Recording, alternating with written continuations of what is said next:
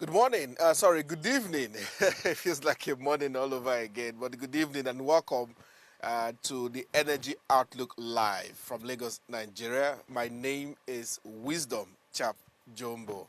I'm excited about our episode for today as we delve into the biggest conversation in the country at the moment. Yes, I said the biggest conversation in the country at the moment. That's our topic today. We are looking at the future of local refining in Nigeria. A lot has changed in the country in the last 2 years, and for the first time in our history, we are refining crude in our country and we're exporting to Europe and other parts of the world. Nigeria stands at the edge of a new dawn with Dangote Refinery now expanding its capacity to 1.4 million barrels per day.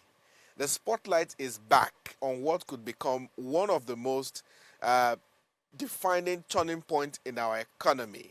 Yes, last weekend, Alhaji Aliko Dangote had a world press conference where he announced the expansion of the Dangote refinery to the capacity of 1.4 million barrels per day.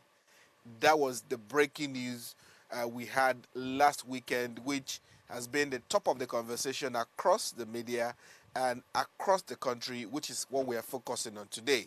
For decades, we have exported crude and imported refined products, a cycle that drained our resources and weakened the naira. But with the new expansion, the conversation shifts. Can local refining finally rewrite Nigeria's economic story? That gives me so much excitement myself. Beyond the headlines and the hype, this is this is about more than just oil. It's about jobs, industrial growth, energy security, and national pride. With what is happening as a Nigerian, are you not proud that for the first time in 60 something years of our country, we are now exporting, we are now exporting, PMS, Jet A, One Fuel to other countries. And what seemed like was impossible is now happening.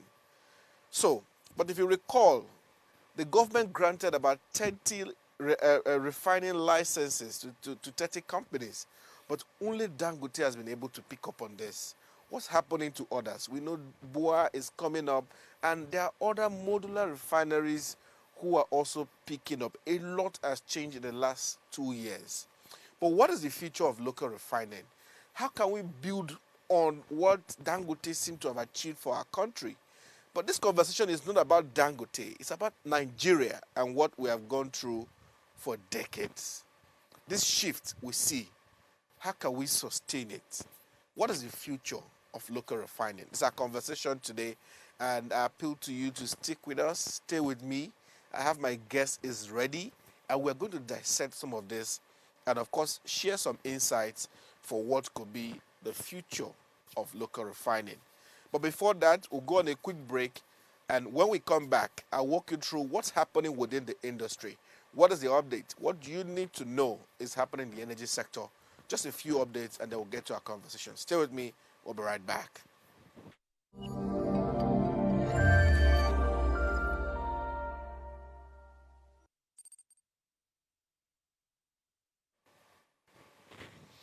Yes, welcome back, and thank you for staying with me. Just to bring you up to speed on what's happening within the energy sector. And our first news or update we want to share with you is the federal government secures 700 billion naira to deploy 1.1 million meters by December 2025. The federal government has secured this, which was made known or disclosed on Tuesday in Lagos at the 2025 Nigeria Energy Forum, themed Powering Nigeria Through Investment, Innovation, and Partnerships. This is the news according to the news agency of Nigeria. According to the minister, the initiative is part of the Presidential Metering Initiative, a comprehensive plan to close Nigeria's metering gap, strengthen revenue assurances, and promote transparency in the electricity supply chain. He said that the Presidential Metering Initiative complements the 3.2 million meters being procured through the World Bank Distribution Sector Recovery Program, positioning the country to bridge the metering gap within the next 5 years. Just to commend the minister, in the last couple of days and the last couple of months, I have seen him in different forums, giving update to stakeholders and speaking positively to what could be, the change for the sector and efforts of government, and be able to clearly, communicate what government is doing. And experts tell me when I talk to them, they say, Wisdom, for the first time, we have clarity on what the problem is, what could be the solution, and also what are governments, focus on trying to solve the problem. We hope and pray that this clarity we see will eventually, close the energy access gap in Nigeria. So just to say commendation to the Honorable Minister of Power, Chief Adebayo Adelabo, for all his effort together with the Ministry of Power. Our second story, Gencos push for payment as FG's debt hit 6 trillion. This news is on the Vanguard newspaper. Power generation companies Gencos have renewed calls for federal government to urgently tackle the worsening liquidity crisis in Nigeria electricity supply industry, as debt owed to them have, ballooned to 6 trillion naira. Speaking in Abuja during the 10th anniversary of the Association of Power Generation Companies, operators warned that the debt level had become unsustainable and was threatening the stability of the power sector. The chairman of the association, Colonel Bello, retired, expressed concern that the mounting debts were severely constraining Genco's operations. He said, despite these challenges, power generation companies have continued to make sacrifices to keep the national grid running. He said, their commitment, despite regulatory bottlenecks, gas supply constraints, and liquidity shortfalls, is highly commendable. Bello stressed the need for stronger collaboration among key industry stakeholders, including the Ministry of Power, NEC, MBET, TCN, gas suppliers, and DISCOs to resolve the systematic challenges. And we hope that this will be resolved as soon as possible. We can't afford the grid falling short of supply or any blackout in the country at this time. It's a very trying moment for everybody. Our third story, federal government investors clash over states' capacity to regulate electricity market. The federal government and investors in the Nigeria electricity supply industry have expressed, defined views on whether state governments currently have the capacity to regulate electricity market within their jurisdictions. The disagreements surfaced at an event in Abuja marking the 20th anniversary of Nigeria Electricity Regulatory Commission, NEC. Speaking on behalf of the federal government, the Minister of Power, Chief Adebayo Adelabo, said Electricity Act empowers states to leverage local resources to meet specific energy needs. Represented by the Director of Distribution, Umar Mustafa, Chief Adelabo emphasized collaboration between federal government and state government, as well as private investors, to enhance power delivery. He said the act allows states, many of which are larger than some neighboring countries, to take charge of their power situation. They can leverage solar, hydro, or wind resources to build grids that meet their economic and social needs. By opening the value chain to states and private investors while fostering competition, consumers will have more options, better services, and pricing. This is what the minister is saying. But at this event, the act has been receiving many divine views in the last couple of weeks, and we know that it is before the National Assembly at the moment for some amendment. And I've been talking to quite a lot of industry stakeholders. I hope in coming episodes I could play some of my interviews, at the recent Nigeria Energy conference, so that you can hear the thoughts of some of the stakeholders on what they think about the act, the amendment that is coming. You can also catch a previous episode where we've deeply, tried to analyze the 2023 Electricity Act, so you can catch up on some of those updates. All right. Our next story, FG constitutes committee to settle Genco's outstanding debt. Okay, this is a follow-on news to what we shared before. The federal government has constituted a committee to address the payment of outstanding debts owed to power generation companies, Gencos. The committee is also tasked with the responsibility to establish sustainable payment mechanisms to prevent future accumulation. Permanent Secretary of the Ministry of Power, Mr. Mahmuda Mana, disclosed this on Monday in Abuja at the 10th anniversary of the Association of Power Generation Companies in Nigeria. The event themed a decade of power progress driving Nigeria's energy transformation, brought together key stakeholders from across the power sector to reflect on achievements and challenges over the past decade. Fantastic.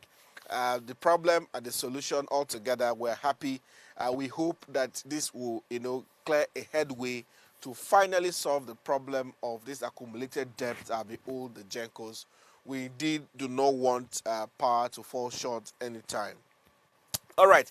Our final story and the main story that will lead us into our conversation for today. Dangote expands refinery capacity to 1.4 million barrels per day.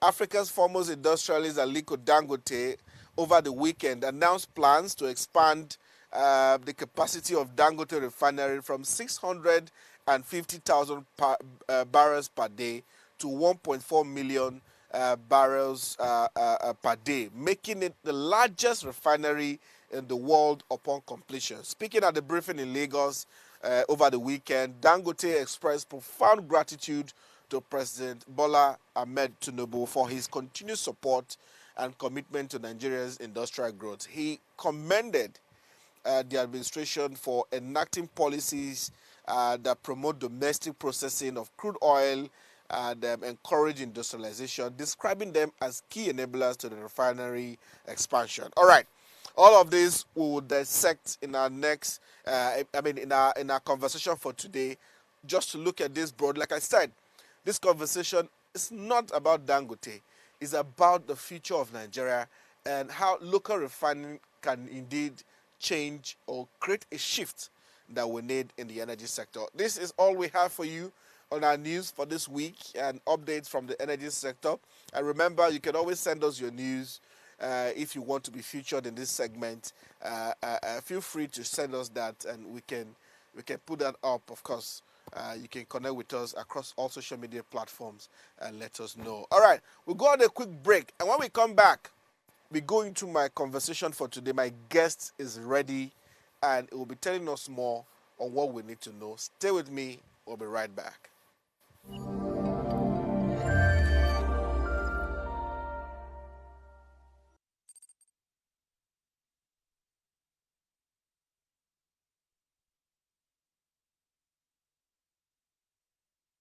Tell us you're a Nigerian without saying a word. Energy security is one of the most pressing issues for many developing countries like Nigeria.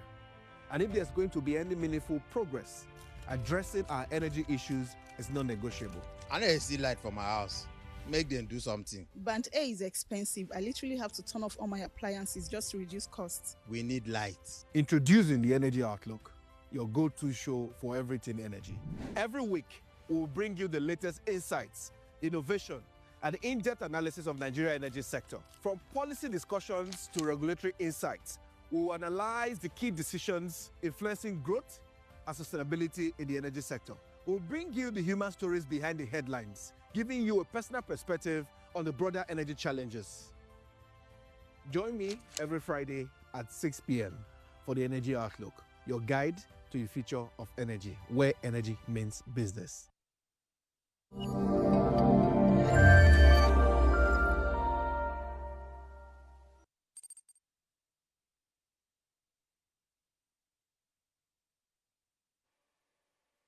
All right, welcome back and thank you for staying with me. My name is Wisdom Chap Jumbo, and this is the Energy Outlook live from Lagos, Nigeria. So, my guests today will be discussing the future of local refining in Nigeria, and this is a very important conversation following the news update we just gave with the expansion of Dangote Refinery from 650 barrels per day to 1.4 million barrels per day.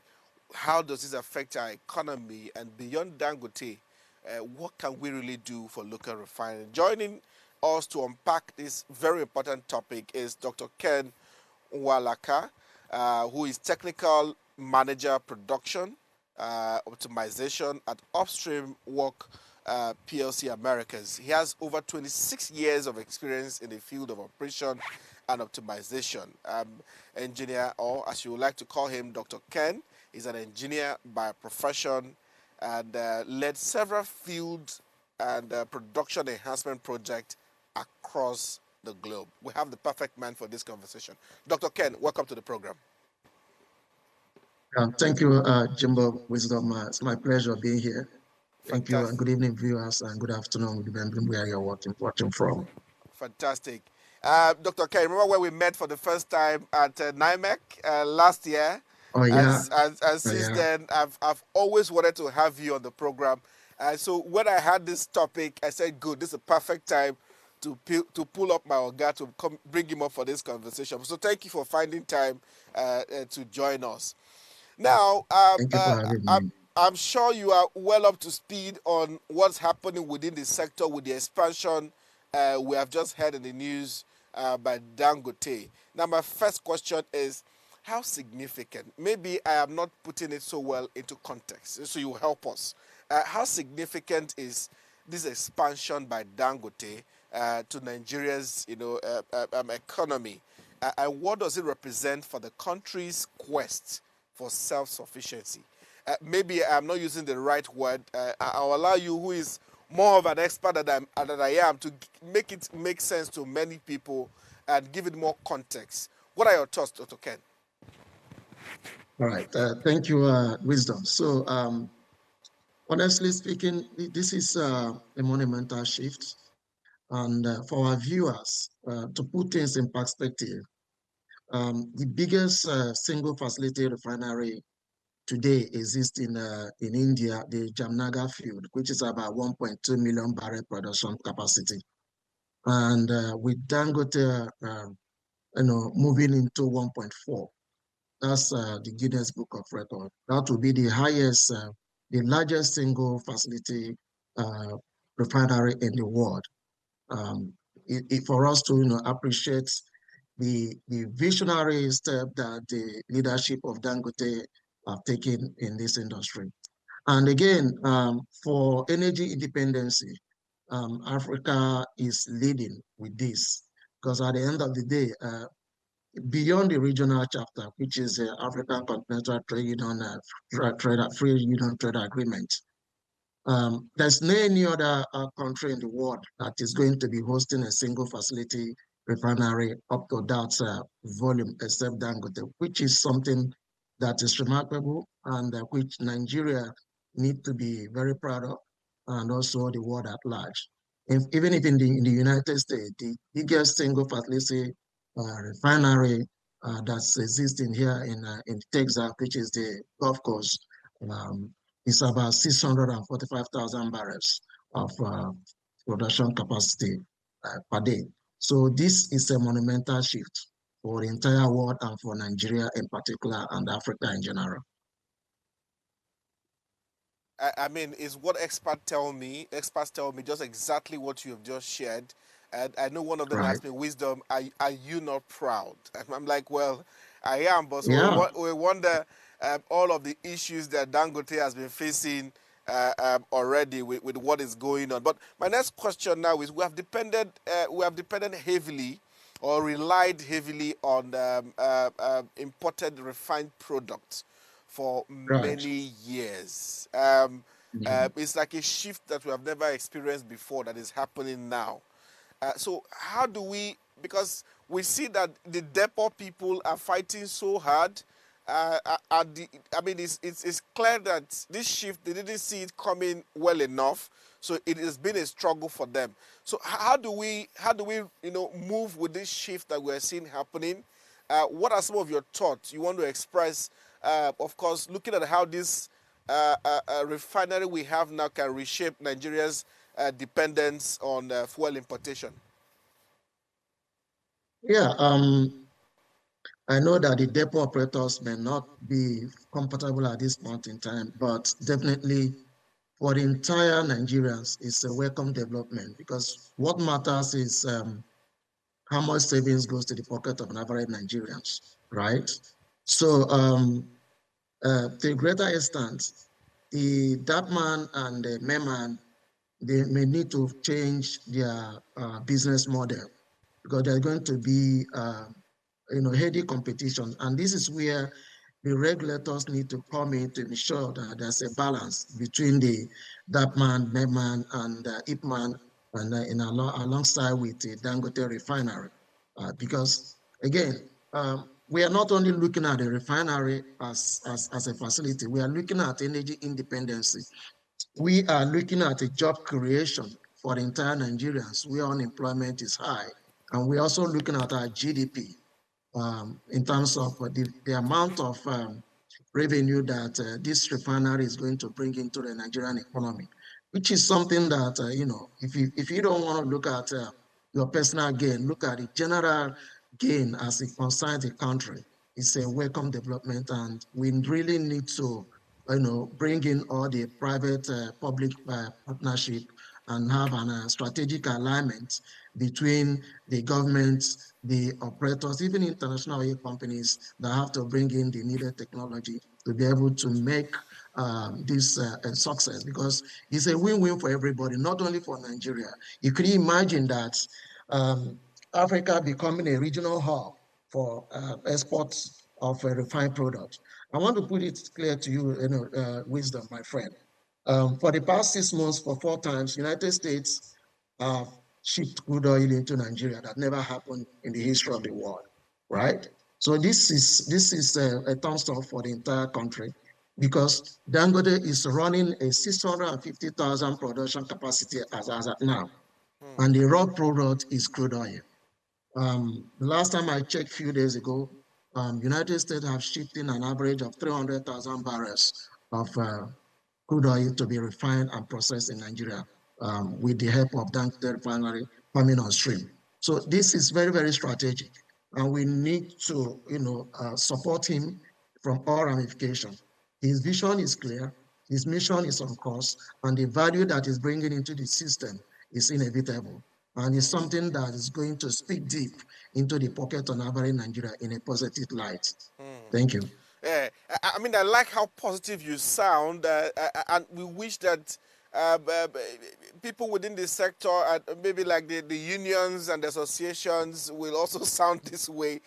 Because one question keeps coming up: why Dangote? Oh, it's trying to monopolize the system. Those questions are still hovering around. Some of the successes that we ought to be celebrating. I'm not sure what your Yeah. thoughts are on that. How do we move from that point to really see it as from a standpoint of a national pride that we've been able to achieve this significant progress? Because we are still importing. I know there's a clause in the PIA that said, look, if we have local refining capacity, to meet our demand as a country, we ought to stop, Right. importing. But you see, Yeah. we are still importing. The records from the last, 15 months shows that we are still importing, even when we have a Dangote that can meet our national capacity or volume that we need to, for across the country. What are your thoughts on this? Because the unions and associations have said, look, they've challenged that even though Dangote's refinery has the capacity, he may not have the reach everywhere. So therefore, it still needs us. But my most worry here is we are still importing. Why? What are your thoughts, sir? Okay, so thank you so much. So there's something I want to put across to you. Resistance is constant in every innovation and transformation initiative, be it in a small sector, in a big sector, in a medium sector, right? But let's look at the end point of where we are heading to. Okay. I always tell my people, always focus on the destination, not the journey. The journey must be rough, right? So in my entire career, being in the energy sector, I always do a long haul flight, 14 hours, 15 hours. So I'm not worried about the flight. I'm only worried about the destination. There will be turbulence along the line, but my goal is to make sure that the pilot land me safely to my destination. Now, yeah, the union is there. The union, I somehow respect them. I work with multinationals. I deal with the union. But the key is for us to communicate the value chain that this is bringing into the system, right? So if we do not do something today, we're going to continue to depend on importation. If you look at our current GDP and what Dangote has done so far, it's also commendable and remarkable. Yes, he is not meeting the entire refined product demand of the nation. But I want also to put it, for you, for the public viewers, for you them to understand that a journey of 1,000 kilometers begins with a step. True. It's also interesting for you to know that when Dangote came on stream, late 2024, October, and as at June this year, we have reduced our importation. So the federal government and all the MEMAN that also collaborate to bring in refined products. So they have reduced importation by 33%. So that's what Dangote have taken up the load by 33%, and federal government and importers are bringing about 67%. So my good friends, let's look at it, and my fellow Nigerians. 33% as a single entity have taken away. You can imagine if you have like of Dangote twice.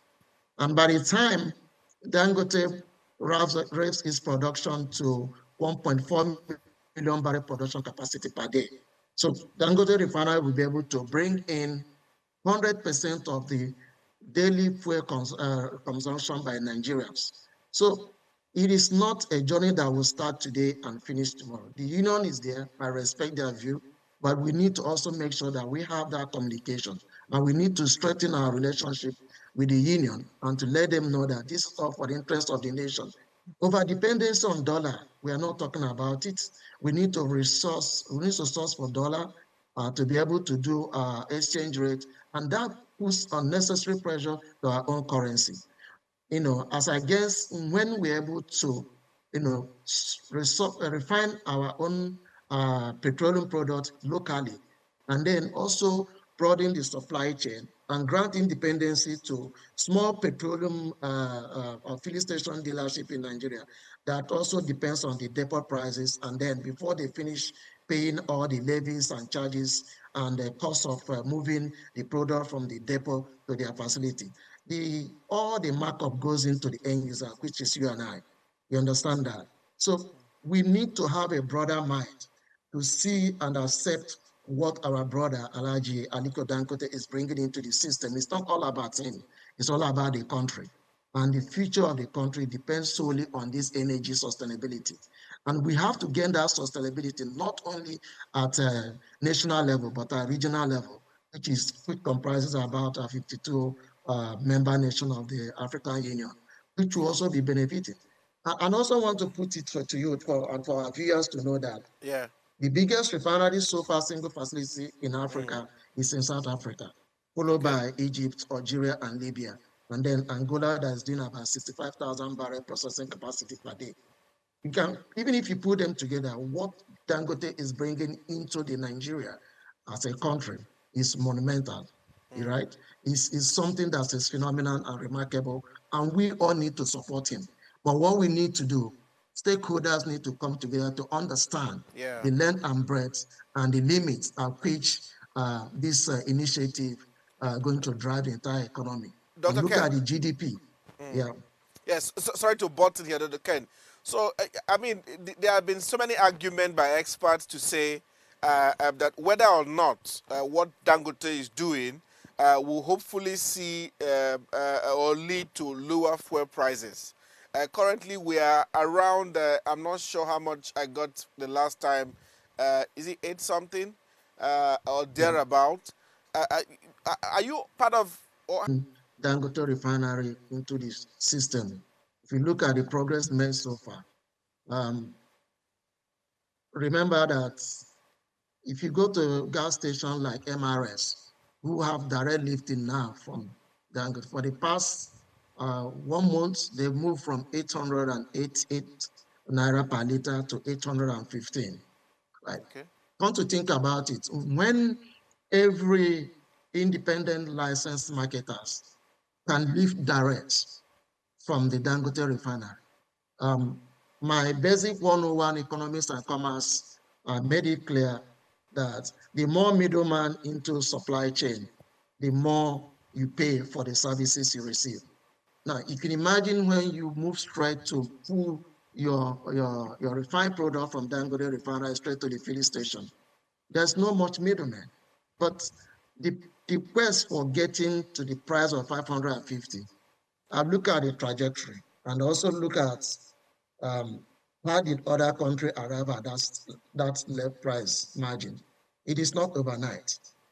By the time we have 1.4 million processing capacity, every gas station in Nigeria will have a direct link, but we need to manage the DAPMAN and MEMAN and also the IPMAN.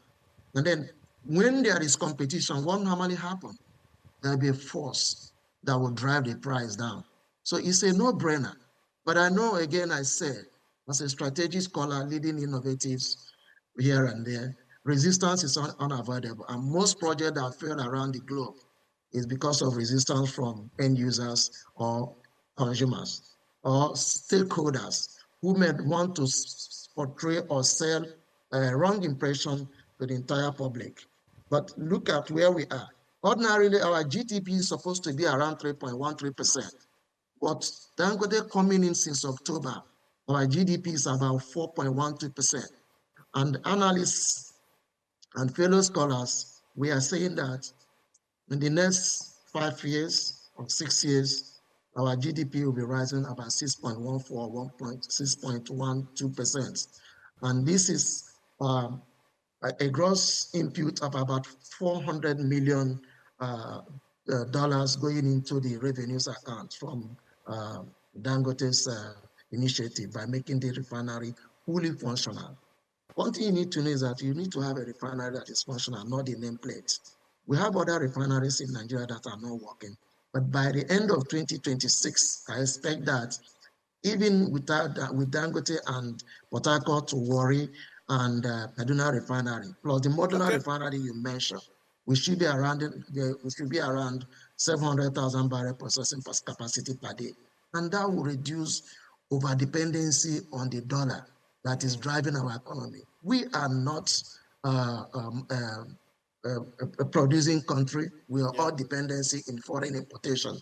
And somebody now saying that foreign importation is better off than local processing and refining and selling to the end Okay. users.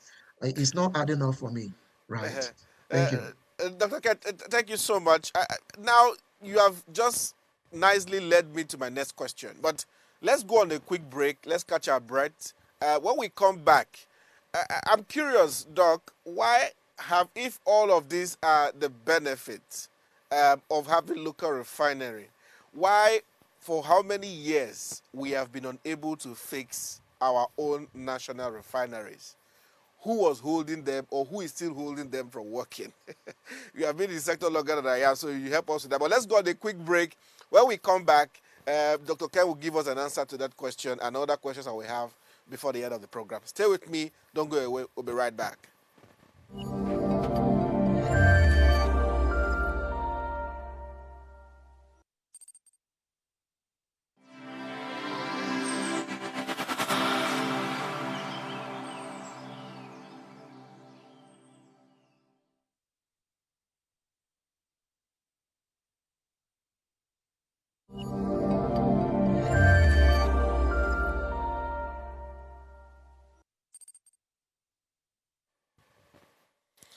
All right, welcome back. If you want to join the conversation, of course, you can watch us on Upgrade TV on YouTube, on our channel there, and you can use the comment section to share your comment if you want to join the conversation. And I'll graciously ask Dr. Ken some of your questions if you may.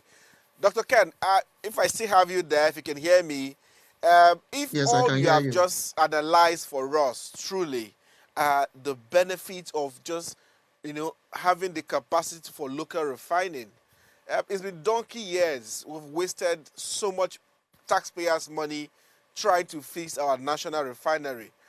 In your view, what has been holding these refineries from working even as we speak?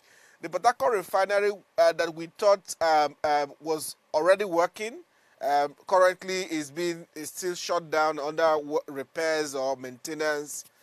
We've not been able to get local refining in our national refineries working. You have been in this industry longer than I have, more than 20 years, so I'm sure you know maybe some historical information that I don't know. But why have we struggled to fix our national refineries? Okay, thank you. So it could be related to driving an old car and you continue to do an upgrade, right? Recently, let me use an example. Toyota just did a total revamp of all their models. So the upgrade that we're doing now, the frame defenders can no longer fit into that. So do you want to continue to drive 1996 Toyota Land Cruiser or Lexus, and then you want to do the upgrade, those refinery? What you're going to experience is going to be up and down. You're going to see a refinery coming up today and it break down tomorrow. And this is a high caliber, high precision facilities that you don't just bring down a refinery down. It takes a lot of efforts for you to even bring a refinery down, talk more of starting it up. So I think, but you can compare that with modular refineries. Some IOCs have modular refineries and they are functioning and they are working. So you can verify that. So these refineries are old. It's either we bring in the right expertise and the right resources with an enabling framework from the government, which I know they are doing, to be able to get that refinery total overhaul with the latest technology that is in town. Now, you're talking about for how long it has been. You know how long it takes for us to pass this PIAB for 20 years, right?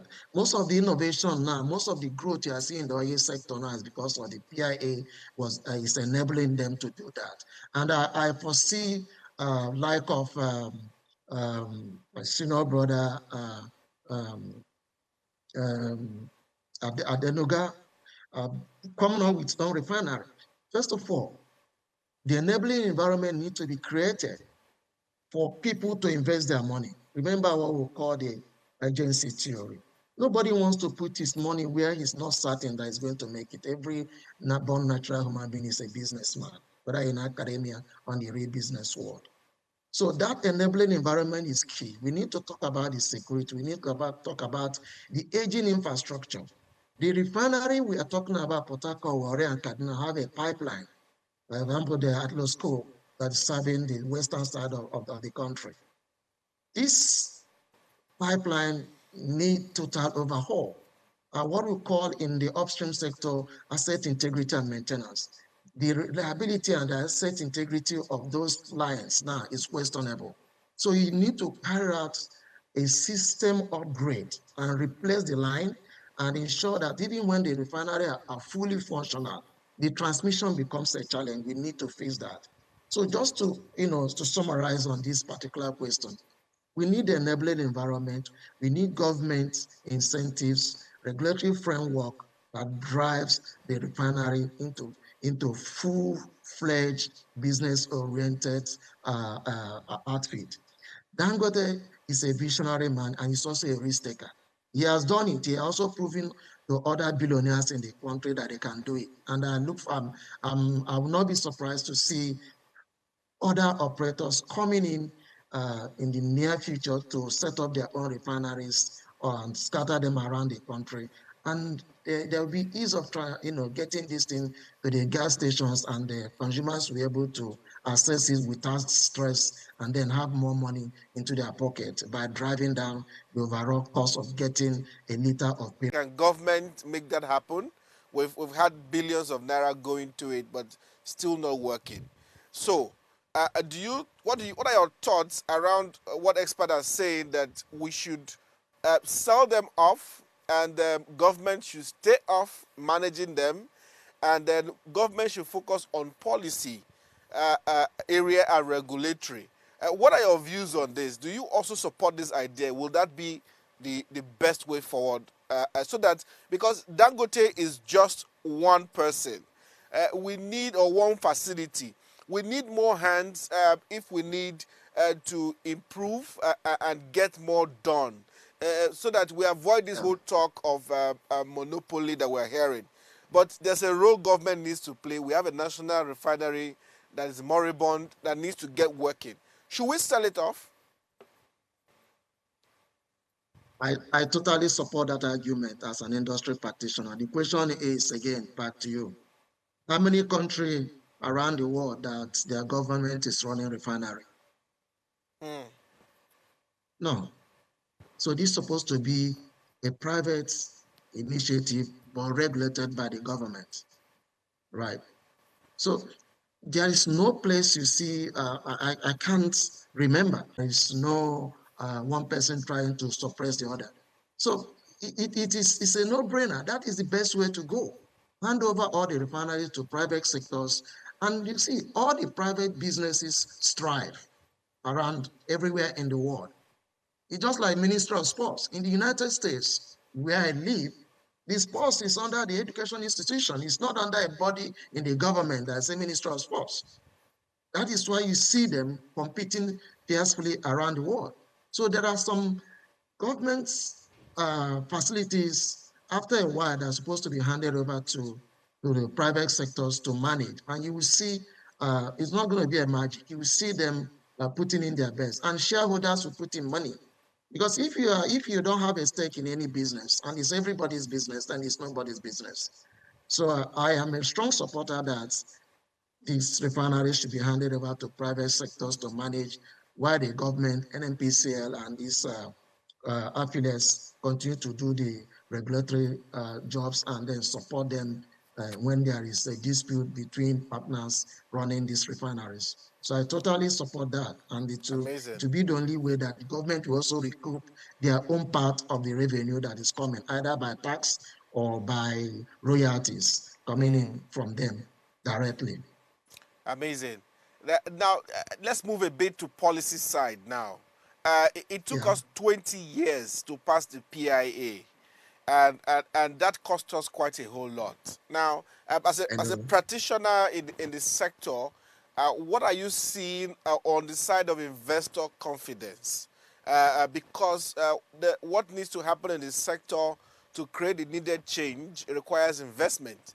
I'm well aware that the current administration has done a little bit to attract a few investment. We've seen with the different divestment that has happened to indigenous players in the sector.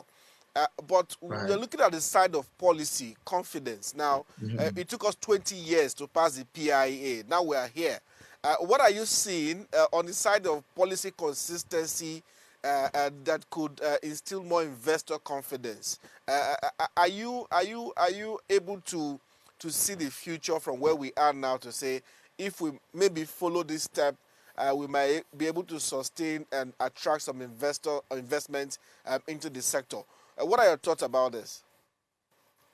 Yeah, absolutely. The good thing is it's an act. It's not an executive order. And this is what is giving investors some confidence, because, executive order can be overruled by the next administration, but act can be amended. So, and that's why you see, look at, if you from the upstream side of it, you can see the rate at which we are ramping up production.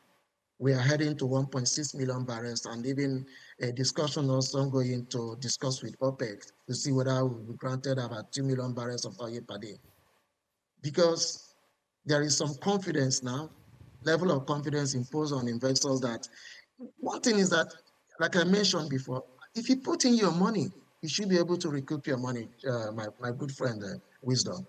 So that confidence needs to be there. The government policy that is stable and consistent is what drives any world economy around the world.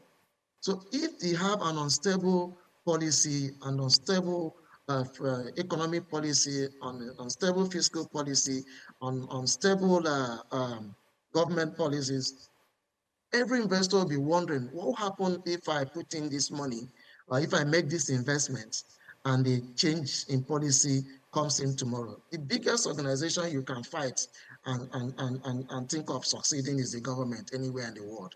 So nobody wants to do that. Nobody wants to spend money going to arbitration. But I think where we are now, I think we are in the right direction. The trajectory that the government have set for itself and for the citizenry is gradually building up. But again, I also encourage my fellow Nigerians that this is not going to happen overnight. But if you look back from where we are coming from, it is better in terms in the energy sector than where we are today. And this is a decade of system falling apart in the energy sector. And before you started listening to your headline news, look at the electricity Gencos asking and challenging the government from the regulatory standpoint if they will be able to do that. That is also what is going to happen if we don't take time in the real upstream and midstream and downstream sector of the oil and gas. So we So, need to make sure that we give the investors the confidence that the policy we have is sacrosanct and is going to live for the test of time, at least in the next 10, 20 years. next 10, 20 And by years. then, anybody who invested would have recouped his money, right? Fantastic. Fantastic. I Yeah. have two more questions. Within the next 3 minutes before we wrap up the show. Okay. First, what are you seeing with the divestment that has happened where most of the onshore assets have gone to indigenous operators? A fantastic transition from the IOCs who have now gone more upstream. And then why the onshore assets we have seen that have moved to indigenous players. What do you see so far? Are you seeing confidence that we can now have that local effort towards managing some of this within the energy sector? What are you seeing? In 30 seconds. It's a two-pronged approach. One, it's a good thing. It's a good thing empowering local resources to run our marginal fields, if you like it. The IOCs are going deep water, which requires heavy capital, high-level technology to go into deep water for exploration, and which is a good thing for us too. Now, where there is a challenge, which I was discussing with one of my chairmen a couple of weeks ago during the NAME conference, the, the technical know-how is a challenge. The training and development aspect of it, that's the resources, autonomy to the indigenous operators, but the indigenous operators also need to do what the IOCs are doing to be able to sustain this business for over 40, 45 years, 50 years that we started oil exploration in Nigeria. So manpower development, capital development, investments in technology and innovation is key. The world is moving at a very rapid rate, and we need to make sure we move with them. Time will All come right. when our equipment will no longer be valuable in the international market. So we need to think towards human capital development to be able to run our indigenous marginal fields by the marginal operators. Fantastic, Dr. Ken. I'm so happy to have this conversation with you, and it's been very, very well insightful. Let me just use some minutes to appreciate all our viewers watching us on YouTube. Daisy, Mary, Beji, Akukoria, and Vincent. We see all of you and your comments. But finally, Dr. Ken, before I let you go, because we are way out of time, now, what are your final comments on the future that you see for local refining in Nigeria? What will be your final comment as we close up, especially for Nigerians and players within the sector? 30 seconds, sir, so that we can wrap up. We're out of time. All right, thank you. So my final comments, we need a private-public sectors initiative. As a scholar on strategic alignment and leading strategic initiative, the stakeholders need to align for all these things to happen. Nobody should be dragging this as if there's something so spectacular about it. Communication is the key, and enabling environment is key. We need to look at establish a clear and stable regulatory framework and put incentives for refining and development of the crude oil that is being produced locally. Tax holiday need to be granted for people who are venturing into this business, and some duty waivers need to come in place. Infrastructure is key. We need to put infrastructure in place to make sure that not just refining it to be able to get it to the final destination where the ordinary person in the street will be able to get into the facility and pick these refined products. And also market liberalization is critical so that there be a competitive, heady and competitive pricing so that everybody will have a fair share of his business growing in the industry, including Dapman, Meman, Ipman, and also Dangle Refinery, and simple independent filling station operators. So these products should be made available. And that's why I speak to the fact that strategic alignment is critical. Stakeholders need to be aware of what is coming and what is going on, and where they need to benefit and where they need to set up their own boundaries. And government need to put that regulatory framework and make sure that this global initiative is well accepted by everybody in Nigeria, in the region, and across the world. Thank you. Dr. Ken Uwalaka. I hope I got that last name correct. Yeah, you got it right. Uwalaka, yes, Uwalaka, yes. Thank you so much, Dr. Ken, for being on the program today. Dr. Ken Uwalaka is Technical Manager at Wood PLC Americas, and he's been in charge of production optimization and upstream. Thank you so much, Dr. Ken. Like I said, I just chose a perfect person for this conversation, and I'm indeed glad. We appreciate your time this evening, and we hope to bring you back when the conversation changes as we go on. All right, that's as much we can take for this evening as we close, but I leave you with a quote. The refinery will transform Nigeria from a fuel importer to a net exporter of refined products. This quote is by Aliko Dangote during his press conference when he spoke. All right, so, but before we close up, I'll take my final comment as we see it on YouTube, and then we close out. We see Volker said, very insightful conversation. I really wish the refinery in my state, Warri, can become functional. I see someone here, Uwalaka 92886. Oh, congratulations, Dangote, but government make fuel price your priority in Nigeria. All right, these are some of the comments we have seen, but thank you all for watching. It's been really good to chat on this.